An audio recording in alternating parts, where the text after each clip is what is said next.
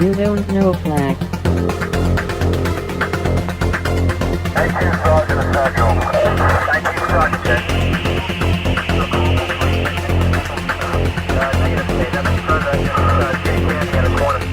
You don't know flag.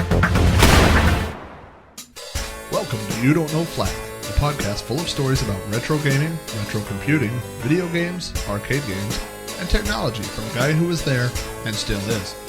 My name is Rob O'Hara, but for the next 30 minutes, you can call me Flag. Episode 7. The Kindle and the Acer. Hello and welcome to episode 107 of You Don't Know Flag. This is actually the 7th episode of the podcast. I know on the last podcast, which was 106, it was labeled as 107, and that was wrong. That was 106. This is 107, which is the 7th episode. It's called 107, like whenever you get your first checkbook and they start numbering at number 5,000. So when you go write that first check to the Domino's pizza delivery guy and it's 5,001, you're like, yeah, I've written 5,000 checks. But you haven't. It's your first. And so this is episode 107 of You Don't Know Flack, which is actually the 7th podcast. But anyway, it's been a while. Things have been pretty busy around here lately. I've been doing a lot of stuff associated with my second book, which was Invading Spaces, the book that's all about collecting arcade games.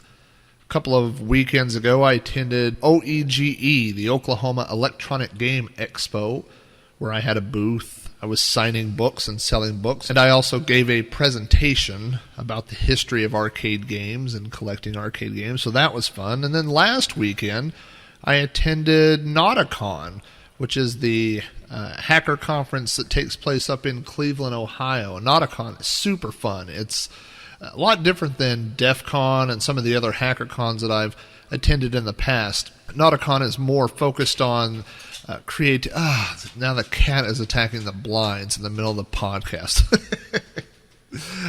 Things are off to a great start, aren't they, folks? Haven't you missed it? I know I have. But anyway, Jesus, God. Dog piano!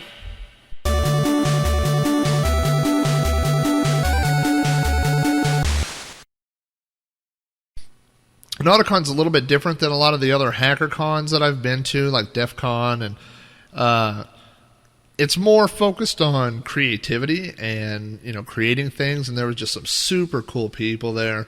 Got to see a lot of interesting stuff. And also at Nauticon is Block Party, which is now, I guess, tied as the longest-running U.S. demo party.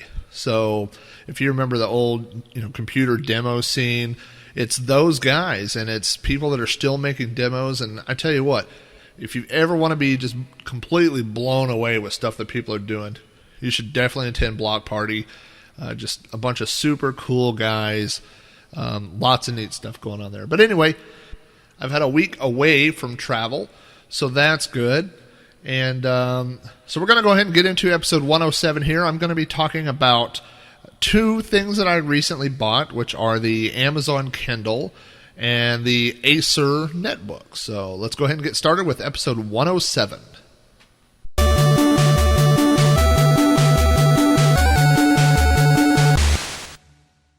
A couple of months ago on Digital Press, one of the forums that I frequent, I posted a unofficial poll asking for people's feedback on what I should buy.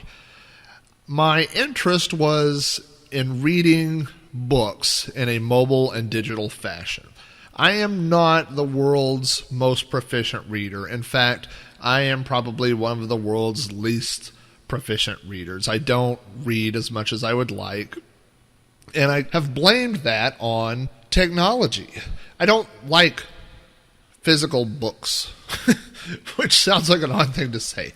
I don't like buying new books. I think new books, generally speaking, are too expensive, and I don't like going to used bookstores and searching for books. I think I'm spoiled by all the search engine, the online stuff that we have today.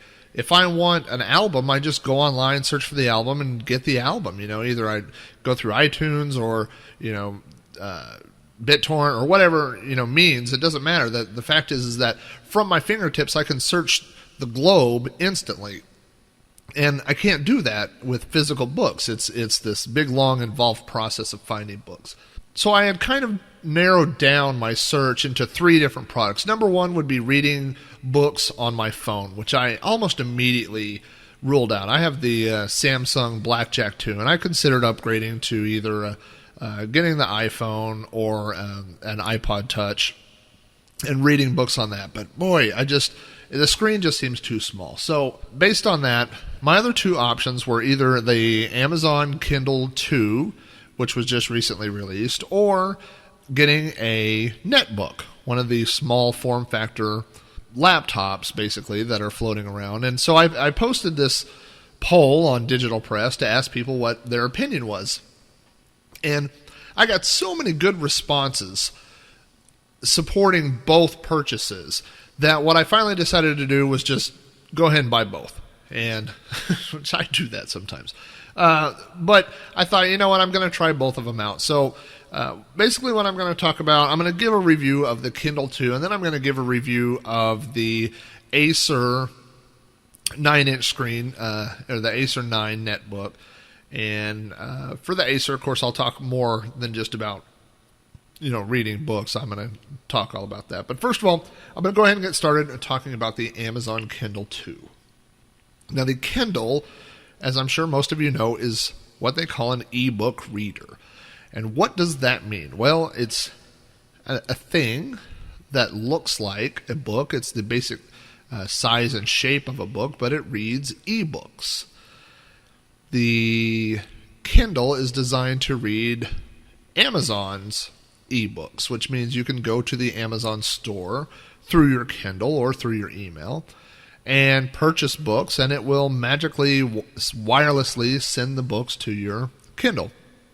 The Kindle can also, through a series of converters, which I'll talk about shortly, read many other types of documents, including, there's converters for almost every type of, every format of ebook now, and you can convert PDF files and text files and so on and so forth. So it's pretty versatile as far as the type of things that it reads. I purchased the Kindle 2, and I have a coworker who has the Kindle 1, and when I first saw it, I really liked it, but it definitely had some limitations, and all of those limitations seem to have been fixed in the Kindle 2. The Kindle 2 has a better display. It refreshes faster. It does more shades of gray. I like the layout, the way the buttons feel, and the way that they work and stuff like that. And I'll talk a little bit about that. So I think that the Kindle 2 is definitely a big improvement over the original Kindle. The problem with the Kindle 2, especially for someone like me who I would consider myself at best to be a casual reader, is the fact that the Kindle 2 sells for $359. That is a lot of money for somebody that doesn't read that much.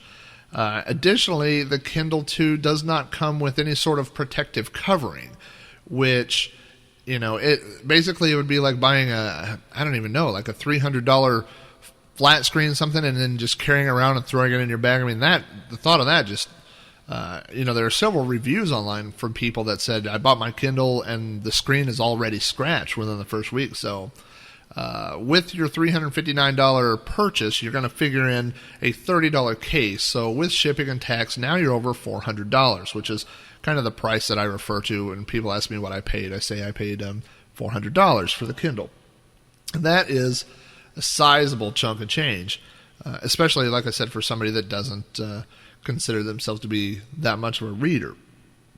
So why would I drop that kind of cash on an e-reader? Well, the first thing is it solves all those problems that I talked about physical books. Online, like I said, through whatever way you want to do. Let's talk about purchasing books first. All of Amazon's Kindle books, all of their new books are basically listed at $9.99 or less. Now, there's been some recent controversy because there's been some ebooks that are listed at more than $9.99, and people are flagging those. And there's this basically that's the line in the sand that's been drawn, that people don't want to pay more than $10 for an ebook, especially because you can't resell those after you've read them or anything like that. Once you buy it, it's yours. So But there are lots of books that are less than that on Amazon store too. There's a lot of $5 books. But it solves that problem I have of going to bookstores, trying to find books, or spending too much on books, so that part of it I like. What I like even more, and something that I have, really something that applies to everything that I buy, is I don't mind spending more for the device if I can get the quote-unquote software for free. In other words, I might spend a little bit more on an MP3 player because I already have MP3. So it's not going to cost me additional money to put the music on there. And with the Kindle, there are so many free book repositories out there. I mean, if you go out to the Gutenberg Project, for example, which is a huge collection of free, copyright-free books, it's filled with all the classic novels and stuff, and you can take those. If they're in text format, you could copy them directly to the Kindle. If they're not, if they're in like the Word doc file or PDF or whatever, you'll have to run them through a conversion process. But still, you can take any of those and then copy them directly to the Kindle. And so, I mean, if you think about just that one website alone, that's 25,000 books that you can read. That's more books than I'll ever read in my lifetime. And there are many, many repositories like that. In addition, there are ways, just like software and music and everything else, people scan in new books or convert, online books or whatever, and you can find those too. So anyway, it kind of helped me justify the price, knowing that I could basically fill this with free books and read free books on it. So that was, one thing that helped convince me. Another thing that helped convince me is that the Kindle comes with free 3G internet access for the life of the device. There's no service charge, no monthly fees or anything like that. You have a 3G device that connects to the internet. The Kindle does come with a pretty rudimentary web browser. I don't know when the last time you surfed the web on a 3x5 16 grayscale color screen was, but you're not going to be watching a lot of YouTube videos on this thing. Well, you can't even do that because the browser's limitations. But the internet access is obviously designed so that the Kindle can connect to the Amazon store and download books that way. But you can also use it as a web browser, and I have used it to look up things on Wikipedia or Google or Basic. I've checked my email on it. So I was paying the data plan on my phone, which was $44. Let's just say $40 a month for internet access. So the other justification in my head was if I cut off the data plan on my phone for a year, that would cover the price of the Kindle. So that's what I did. I turned the data plan off on my phone right now, which was about a month before I discovered Twitter, and so now I'm thinking about turning it back on. But so anyway, let's talk about the Kindle itself. It is very sleek. It is white. I have described it as something that Apple would probably release. It looks Mac-y, if that's a word, an adjective. I'm looking at mine now here on the top of the unit. Well, the device itself is about the size of a medium-sized paperback book. I mean, as far as the dimensions here. The top has a power slider that you can slide, back and forth to toggle the machine on and off, and it also has a headphone jack, which I'll talk about shortly, why you would want that. The right side has a little rocker for the volume. That's all that's on the right-hand side. And the bottom has a USB connector. And this is a micro USB or mini USB. I forget which one this is, but it's annoying because it's the kind that nothing else that I own has. So now I have one additional USB cable just for my Kindle. It would have been nice if they had put the same type of USB connection that's on my MP3 player, my phone, my digital camera, yada, yada, yada, but they didn't. So now I have another cable. Great. The Kindle can be charged has to be charged through that cable, and the cable has an adapter where you can either charge it through the USB or it has a wall socket adapter so you can plug it in. So let's talk about the front of the Kindle, and I'm actually looking at the device here. There are what I would call tab-type buttons on the left and the right running down the side. The left hand has previous page and next page buttons. The right-hand side has next page and home. So you can comfortably hold the Kindle in one hand and sit there and read it and flip through your pages forward. The right-hand side also has menu and back buttons, and it also has a little, I guess you would call it a nubby type joystick. It's a little nub that you can press around and go through the menus. The original Kindle had a roller, which, I've like I said, I have limited exposure to the original Kindle, but it never felt very natural. But this nub, it works like a joystick, so when you pick up the device, you get it. It doesn't stick up very hard, so a lot of times I find myself nudging it around with the edge of my thumb a little bit. But maybe I just have weird thumbs. But the nub also presses in, just like an analog stick on the PS3 or whatever. So, and then down at the bottom of the Kindle, there's a full QWERTY keyboard, and there's some extra buttons down there which perform different functions for the Kindle, like adjusting the text size or whatever. So now I'm going to go ahead and go into, Amazon has included a really odd feature in the Kindle too, and that is a screensaver. Now the Kindle operates on what is called e-ink technology, and the idea is that battery life is only used when it is writing text to the screen, and then that e-ink stays there, and so no battery life is used while you're reading the text, and so that gives the unit a really long battery life. With the wireless enabled, you can get anywhere from, I think, 3 to 5 days maybe of battery life, but with the wireless off, I can go a month of reading mine off and on, without recharging it. So the battery life is really good, but I guess because of the e-ink technology, Amazon has implemented a screensaver. The screensaver rotates through about 25 random pictures of dead authors. Some of these authors are people you know, some of these authors are people you don't know. So every time that I picked up my Kindle and show it to somebody, they would say, "Who is that?" And then I would say, "I don't know, some dead guy that I don't know who they are." And so it's a really odd feature that Amazon didn't include a way to put custom pictures in your screensaver. Now, people have already released, there are a couple of different screensaver hacks for the Amazon Kindle. And basically what these do is change the unit's, it's a firmware update, actually is what it is, and it redirects the directory where it pulls the pictures of the screensaver application. And by this, then you can connect your Kindle to your computer through the USB connection and make another directory and copy your own pictures in 600 by 800 resolution. And of course, they'll appear as grayscale on the Kindle. And if you could convert them to 16 color grayscale and come up with some pretty small pictures. And actually what I did on mine was I found a website that was full of old comic book covers. And so I thought that was kind of cool. So now the screensaver on my Kindle, whenever I open it up, just has different covers from old comic books, mostly Tales from the Crypt and horror tales and those type of comic books. So I thought that was kind of neat. But yeah, for them not to include that, that's kind of a weird feature. But anyway, so I'm going to go ahead and turn my Kindle on here.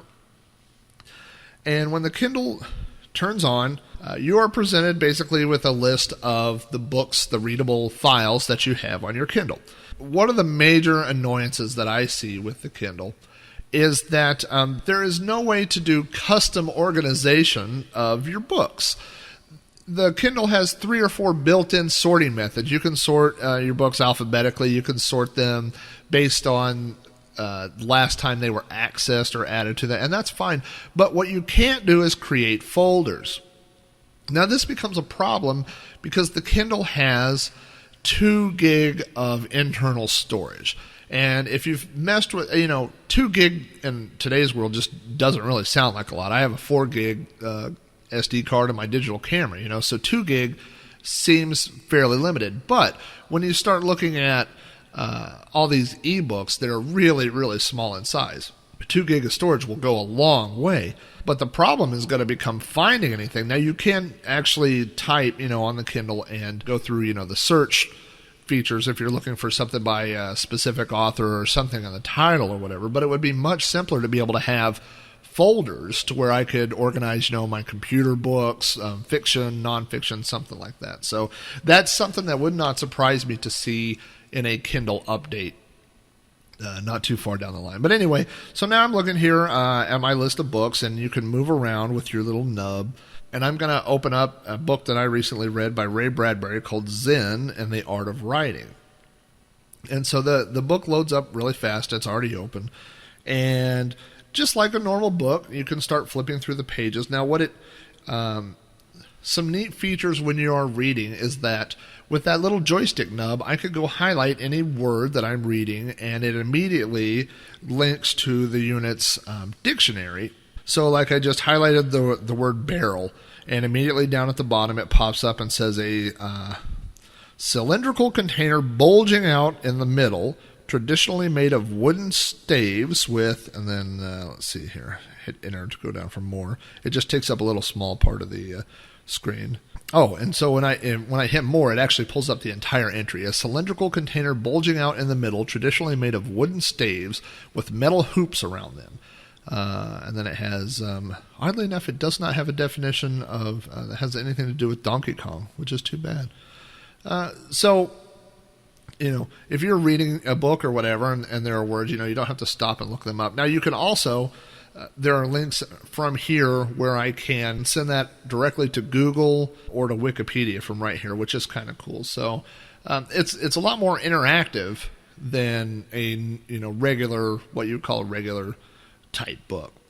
Now, recently there was a Kindle firmware update, which comes, over the wireless connection. It downloads directly to the unit, and it did a couple of things. It makes the unit refresh faster when you flip pages, but another thing it did was it affected one of the unit's most controversial features, which is its ability to convert text to speech. And that's one of the things that the headphone jack on the top would be used for. So now that I have Ray Bradbury's book here open, I'm going to hit Menu, and I'm going to click on Start Text to Speech. So I'm going to hold the Kindle here by the mic, and hopefully you'll be able to hear this. And you can listen to the Kindle read Ray Bradbury. How is it that the boy I was in October 1929 could, because of the criticism of his fourth-grade schoolmates, tear up his Buck Rogers comic strips and a month later judge all of his friends idiots and rush back to collecting? Where did the judgment and strength come from? What sort of process did I experience to enable me to say, I'm as good as dead? Who is killing me? What do I suffer from? What's the cure? All right, so that is Ray Bradbury as performed by the Amazon Kindle. Now, the group representing voice actors of America had a very vocal backlash when it came to the Kindle, and they said that the Kindle's text-to-speech feature was going to be putting voice actors out of business. So, based on that, if your voice actors don't sound that good, if they sound like a GPS reading to you, then it might be time for some new voice actors. That doesn't sound like it would replace anybody to me, but based on that, Amazon has implemented a way for publishers to opt out of the text-to-speech feature. Now, that ebook that it was reading right there was a text file. It's plain text that I downloaded, so there's no sort of conversion or anything like that for the text-to-speech features. It just does that on the fly. Now let's talk about a little bit about getting books onto the Kindle. You can get books onto your Kindle multiple ways. The first one I already mentioned, which is visiting the Amazon store directly with the Kindle. You can do shopping, and you can pick out whatever you want whenever you're after you've made your purchase. It builds your Amazon account, and the book is delivered to your Kindle, and off you go. So there's no need to be tethered to a computer or anything like that. You can be on the go. You can go check out the store, and if there's a new bestseller or whatever, you send it to your Kindle, and you'll be on your way. So that's what a lot of people do. That's not what I do. I have purchased a couple of books that way just to see how it works, and it works okay. But now let's talk about cheapskates like me. Through the USB cable, you can copy data directly to and from the Kindle. Anything that's not in Amazon's format will have to be converted. Well, the Kindle basically will only natively read the Amazon format books and plain text. So if you're talking about something that's written in RTF perhaps, or like I said, a doc file, a PDF, those files are going to have to be converted. And there are two basic ways to do that. The first one is you can use Amazon, who will convert documents for you. Now, every Kindle, when it is purchased, comes with its own email address based on what your registered account is on Amazon. You can take a PDF and email it to your email address of your Kindle. That email goes through Amazon. It's converted on the fly, and it is then sent to your Kindle. You're billed 10 cents for this conversion. That is a really easy, non-technical way to get things on your Kindle if you feel like paying 10 cents for them, and also letting Amazon know every single thing that you're sending to your Kindle, which I am not a fan of. The other option is doing those conversions to yourself, and there are several freeware programs. Mobi Converter is a really popular one among Kindle owners, and you can convert any of those types of files over to the Amazon format. And once you have those files converted, you copy them over to the USB, and they show up on the Kindle, and you can read them. And that's totally free and totally legal. And supported by Amazon. Now, I've had people ask, how does the conversion process work? And the answer is, it depends. It depends on a lot of things. On doc files, I would say it is fast, quick, and 100% accurate. On most ebook type formats, it is fast, quick, and 100% accurate. On PDFs, your mileage may vary. The biggest factor is the format, the actual layout of the document. If you're talking about a PDF that's basically text, then Mobi Converter should have no problem converting that document over. If you're talking about I'll give you an example. For proofreading purposes, I received a PDF copy of the Digital Press newsletter. So I thought, well, let's see how this looks on the Amazon Kindle. I converted the PDF and sent it to the Kindle, and the newsletter's 2 and 3 column layout completely confused Mobi Converter. Basically, what it did was put all the first columns together, and then the second columns, and then the third columns, and made it one long story. So every page or two on the Kindle, I'd be reading about one topic, and then it would jump to another story, and then jump to the third story, and then jump back to the first story, and so on and so forth. So I've also tried converting a couple of PDFs that were pretty graphic intensive, and you could just kind of forget that working. I mean, it's going to work. You're going to get the text on your Kindle, but who knows what the formatting is going to be like, and really at that point you have to decide if this is something you're going to read. I mean, if you have a PDF that has small graphics in it, then Mobi Converter does a pretty good job of handling those. It'll pull the graphics out and put it on a page of its own and so on. But for stuff that has intricate layouts, I haven't had good luck at all. And it also takes a while, too, for those type of conversions. So your mileage might vary on that. But anyway, overall, I've been really happy with the Kindle. One thing people ask me a lot about is the screen. Like, how is the screen? And I have to tell you, I think the screen is great. It's not like reading on a computer at all, which was one of the things, the proponents in my poll on Digital Press mentioned, was that the e-ink technology is not like a laptop screen. It's much easier on the eyes. Now, and the one negative aspect of the e-ink technology is that it is not backlit at all. So this unit actually has no internal light source, so to speak. So you can read this anywhere you can read a regular book. It's not as bad as a cell phone screen. I don't have any problem reading it outside or in the car or in the living room or anywhere where you would read a normal book. But in low light situations, just like a regular book, you're not going to be able to read the Kindle either. And I have seen some USB devices that plug in that provide light, or there's a new book cover that has a little battery pack, and it has a flip out light. So, there are some third party solutions out there, but like I said, I'm not that big of a reader anyway. And so when I do want to read something, I just move to where there's light, which has been the easiest solution for me so far. There are lots of little features built into the Kindle, like you can adjust the size of the fonts, and there's actually a hack now where you can change the font. There's a lot of interesting hacks coming out right now. The one that I'm worried about that people have, it's kind of a hush-hush thing that people are working on, but apparently there are groups working on trying to get tethering to work from the Kindle. Tethering, as you know, as it applies to cell phones, is connecting your laptop to your cell phone and then using your cell phone's internet connection. So you're tethered to that for your internet. And so because the Kindle offers free 3G wireless connections, there is interest of using it as a tethering device. That way you could connect your laptop and get free internet. I hope people don't do that. I mean, I understand that in doing it for the interest in hacking and the interest in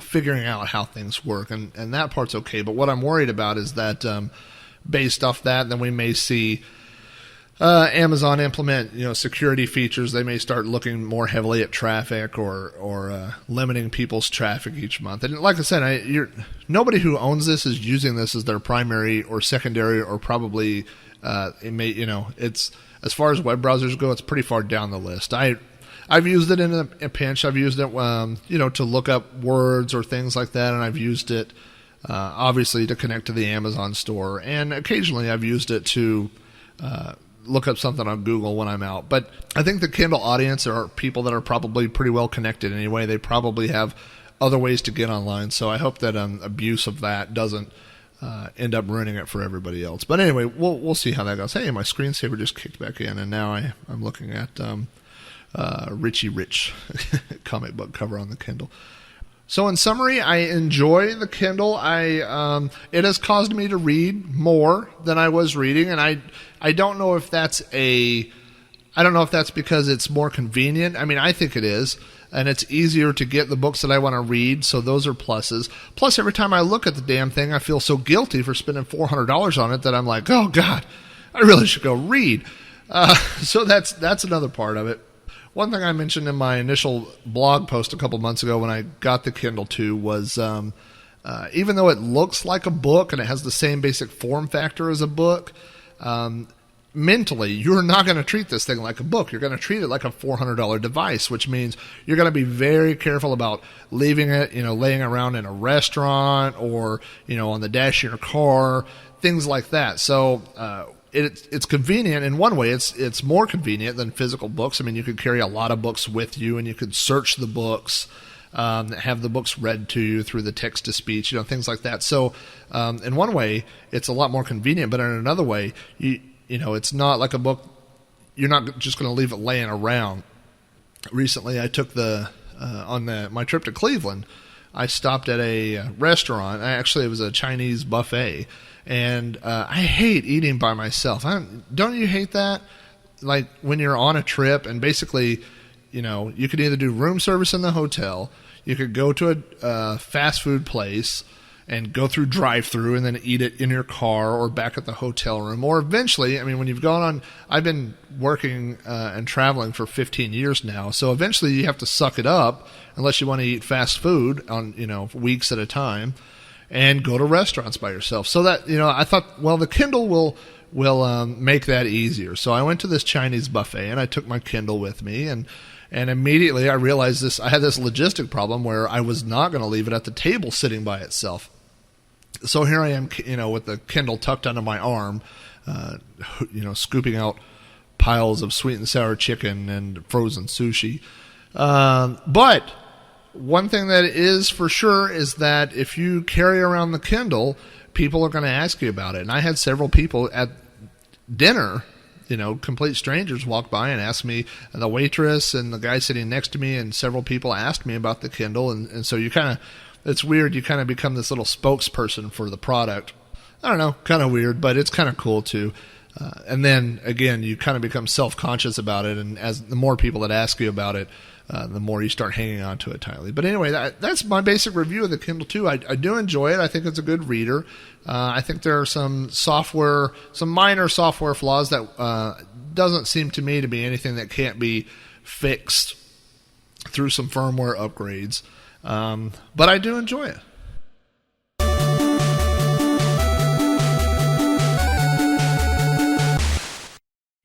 So going back to that poll I did on Digital Press, the proponents of buying a netbook had some really good points too. It does function as an ebook reader. It may not have has nowhere near the same type of battery life, but it does read any format of file that you want to. And in addition, it's also a computer, So the more I thought about it, I thought, there's some really good points to owning both devices. And so I decided to go ahead and buy a netbook too. And I bought the Acer Aspire 1 with a 9-inch screen. I made a mental line that I wouldn't pay more than $200 for a netbook. There were certain reasons for that, and the main one was that it wasn't going to be able to replace my laptop because they have solid-state drives. Now, solid-state drives are drives with no moving parts, and the good news is they get much longer battery life, and they're probably going to last much longer because they don't, like I said, they don't have any moving parts. The bad part is that I had to make a decision, and for the same price, I could either get a 4 gig solid state drive, or I could get a 120 gig laptop drive. And I'm not ready to move to the cloud yet. I don't want to store all my stuff online. I have stuff stored online in Google Docs and backup files and things like that, but I'm just not ready to put everything I need in the cloud. So I made the decision to go with a regular hard drive, and that drove the price up a little bit. Now, like I said, I had this $200 price point mentally in my head, and I've been waiting for netbooks to get down to that price, and they haven't done that. But what happened over the last year, or even over the last few months, is that manufacturers have started increasing the size of the screens. The line between netbook and laptop is slowly being blurred, I think. To me, a netbook is, something with a 9-inch or 10-inch screen, something like that, where a laptop is something with a, 13, 14, 15, 17, whatever inch screen. But slowly what we're seeing is that netbooks are slowly increasing their screen size. In fact, there are several now with 12-inch screens that are still considered to be netbooks, and but I wasn't really interested in that. And as the screens are getting bigger, the older ones are slowly being phased out. And that was okay. That met my needs, a 9-inch screen. So I was okay with that. And so the Acer Aspire 1 got down to about $299, which piqued my interest, but it just didn't seem quite low enough yet. But Tiger Direct actually ran a sale of refurbished units, and the price of those was $229. And I thought, you know what, $229, that's close enough to $200 for me. So that's what I ordered, the Acer Aspire 1, 9-inch with a 120 gig hard drive. Now, you may hear some wires dragging around, and that is because I am recording this podcast off the Acer Aspire 1, which is something that the Kindle obviously cannot do. So it is a fully functional computer. It has most of the ports that you would see on a normal laptop. On the left-hand side here, there's the power adapter, or a little plug-in for your power. You have a standard 15-pin VGA out. You have a 10100 network connection, USB 2.0 port, and a SD card reader. Like me, if you're one of those guys that takes a million pictures and then you want to get them uploaded as soon as possible or whatever, that makes it really handy where you can just plug your SD card in on the side. The other side of the unit has microphone and headphone jacks. It has 2 more USB 2.0 ports, and it has a 5-in-1 card reader. So your SD or all the different formats that you need to plug in there. So you got a lot of options on there. There are a few things that are missing that my regular full-size Dell laptop has. The first thing is a PCMCIA slot, which I didn't even think about when I ordered this, but I have a PCMCIA Sprint card. But I think through Cricket and some of the other services, we're already seeing those are moving to USB. So I don't really see that as a problem. I think PCMCIA is relatively old technology that's being phased out, and those devices are being converted to USB. So I don't see that as a major hurdle. It also doesn't have a FireWire connection, which is the other PCMCIA card that I use on my laptop, which I use for moving digital video off my camcorder. Inside, I forgot to mention that the unit has supports 802.11b and G out of the box, and it also has a built-in webcam built into the lid. So if for Skype or video on the go, whatever you want to do, maybe podcast 108 will be a video podcast. Probably not, but hey, but it's got that feature right there. So basically what you have here is a fully functioning scaled-down laptop. Now, the Acer Aspire ships with either Windows XP or Linspire, and to be honest, this particular model shipped with XP. I would have been okay with either one. People have already ported Ubuntu or Ubuntu. I'm always going to say that wrong.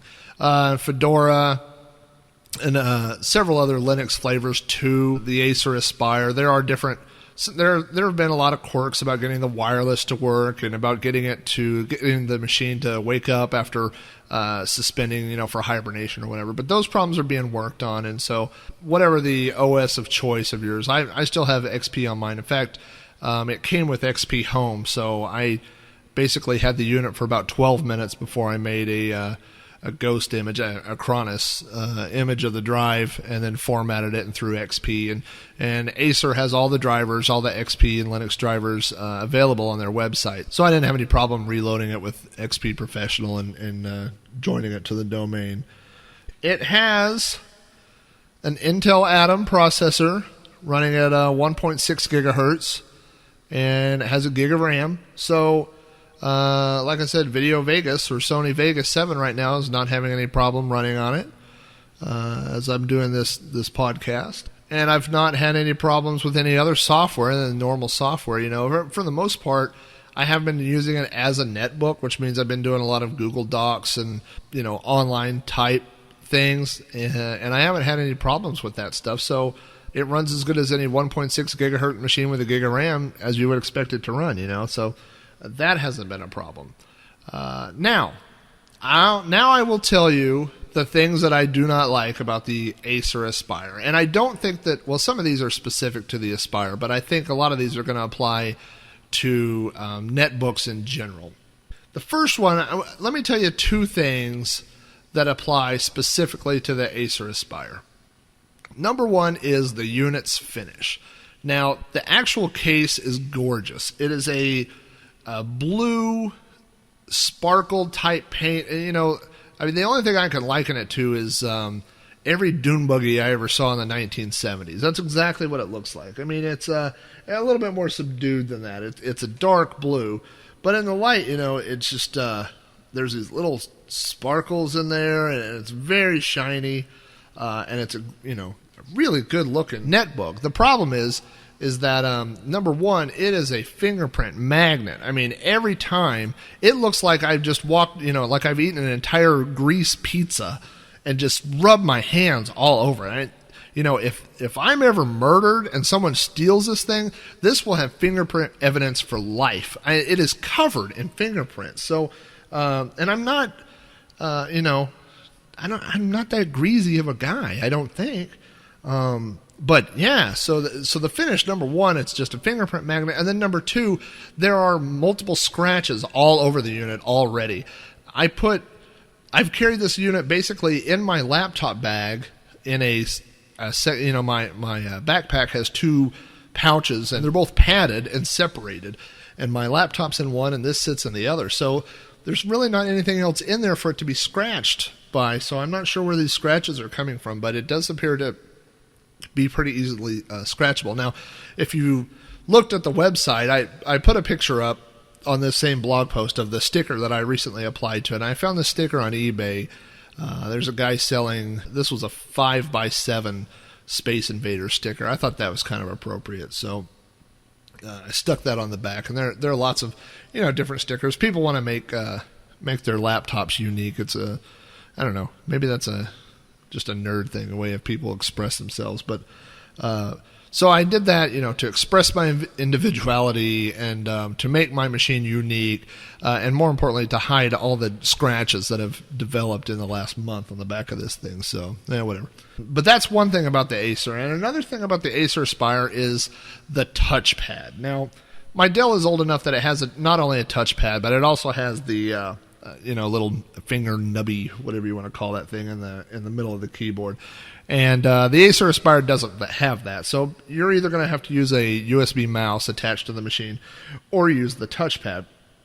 Now, on every other laptop I've ever used that has a touchpad, the touchpad itself is sunken in just a little bit. So when you're not looking, you can run your finger across and you kind of fall into, where the touchpad is. The Aspire's touchpad is actually higher than the buttons, which creates some kind of unique problems. The first problem is, unless you're looking, it's hard to hit the touchpad because it's basically the same height as the case, and the buttons are sunk down. So the case feels a lot like the touchpad. It's really weird. And the second problem is, like I said, the buttons are lower than the touchpad. There are these two little valleys on either side of the touchpad, and when you press them, they click inward towards the touchpad, which means whenever you click them, almost inevitably, your finger touches the side of the touchpad and the mouse goes crazy and shoots to whichever side that you've just clicked. Now, of course, for single clicks, it supports the normal touch gesture, so you can tap on the touchpad and click things like that. But for right clicks or whatever, it's just really a pain. And the very edges of it are also not, I don't know, it's definitely not as good as the touchpad on my Dell 620. When you're scrolling or whatever, you hold it down and I don't know. I don't like it. That's a 5-minute way of saying I don't like it. So there you go. Not a fan of the touchpad. Now, the other problem that applies to more than just the Acer, but it applies to, I think, all netbooks, is the keyboard. Obviously, when you look at a netbook, you can see that it's scaled down. And that means that to some extent, the keys are either going to be smaller or relocated, or most likely both. And that is the case with the Acer Aspire. The keys are physically a little bit smaller than a normal keyboard, and they're in different positions than your keyboard. There are buttons that I use that have been in the same damn place for 20 or 30 years. And so to move these really stinks. Now, obviously, your QWERTY keys and your number keys and your function keys are all basically in the same place. But where we start moving things around are things like the arrow keys, which are now located in the bottom right-hand corner. And this is not totally unheard of. But you have a little matrix of 6 keys. So the bottom keys are left, down, and right, and the top middle one is up. The two next to that are page up and page down, which I have never seen in that area. And typically page up and page down are on top of one another, because for up you would press the up button and down you would press the down button. But now we have up on the left and down on the right. Also, with the like many laptops, there's a function key, and the function key, not the F1 through F12 keys, but an actual FN function key, which can be held down to adjust different things like making the volume louder and lower, which is function and the arrows up and down, or making the screen brighter or dimmer, which is function and the arrows left and right. But home and end, which are 2 keys that some of us use on a very regular basis, especially people that are writers, which if you're on the internet, you probably are. Function page up is now home, and function page down is end. And if you want to jump to the beginning or end of a document, now you must hold control and function and page up in a place where you're not used to hitting page up. And so this becomes a big pain in the butt. What this does is prevent you from touch typing, which is something that many of us nerds have been doing for 10 or 15 or 20 years. Another problem is keys that have changed shapes. For example, tab is now the same size as every other key, and the backspace key, which is slightly larger I mean, if a regular key is 100%, then maybe the backspace is 110 or 120, whereas the enter key is probably 150%. So an enter is a key and a half, and the right shift key is probably, it's actually bigger than 2 keys. But the left shift key is not. So if I close my eyes and try to type something, I will never get it right. When taking notes, sometimes I've stopped using shift, and I'll go back and fix things later on a regular keyboard. Delete and insert and pause and print screen, those are okay. The backspace key is sometimes hard to hit because of its small size. What I'm saying here is that to type the way that you type now on a regular keyboard is going to take looking or practice or both. One of my pretend made-up dreams was that I would be able to take the netbook and go off and work on writing in remote places. My Dell laptop has a battery life of around 12 minutes. I have extended that to about an hour by adding a second battery. I don't know what it is about my Dell laptop, but I have recondition the batteries, I charge the batteries, I don't charge the batteries, I take them out, I plug them in. I've done everything I could do, and that stupid laptop just eats batteries.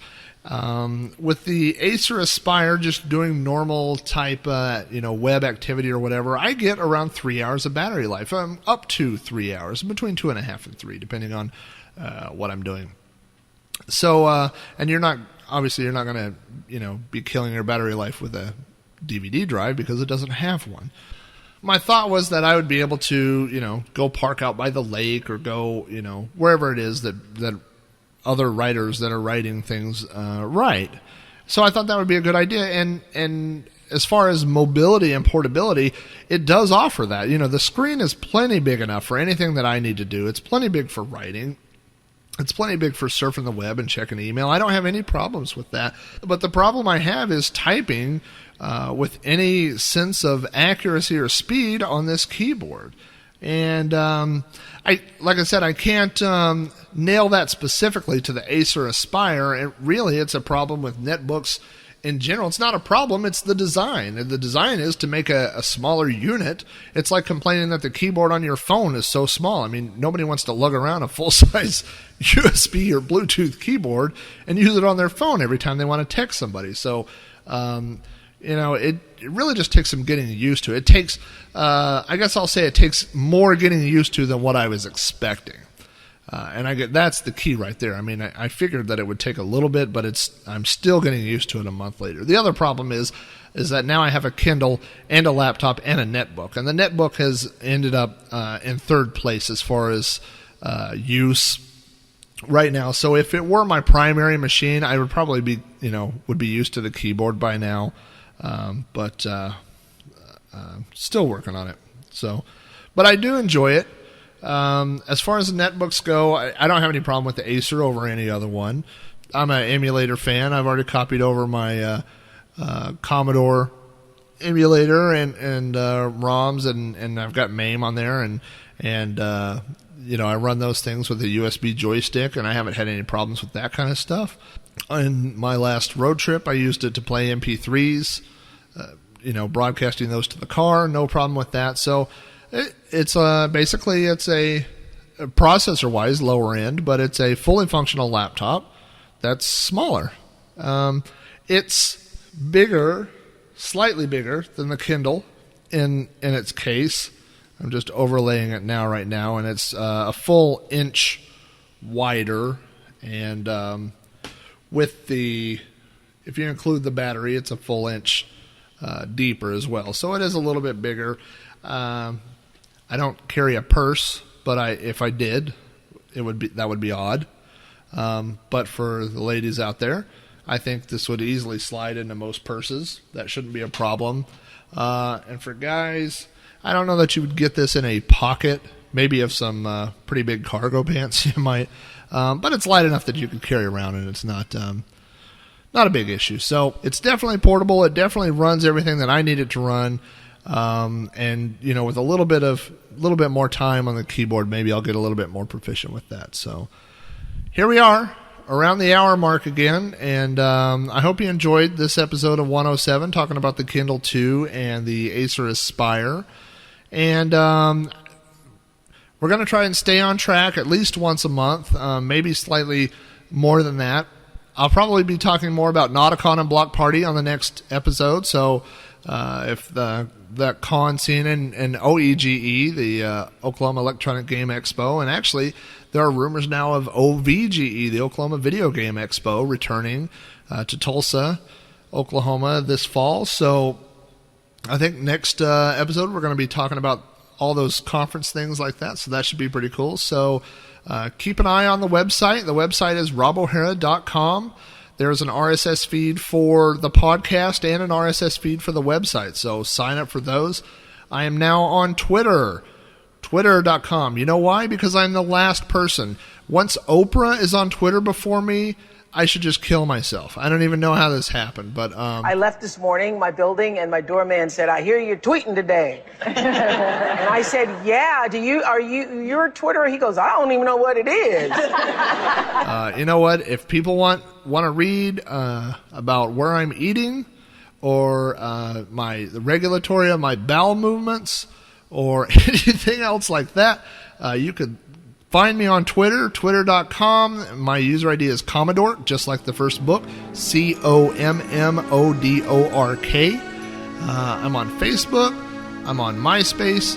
If you're looking for me online, I'm not hard to find. So hit one of those websites. Send me an email if you have any show requests or any questions. Be sure to go to the blog and sign up, register with your email address, and you'll get emailed every time I post a new blog entry. Hit those RSS feeds, and I will see you next month. Thank you for listening, and flag out!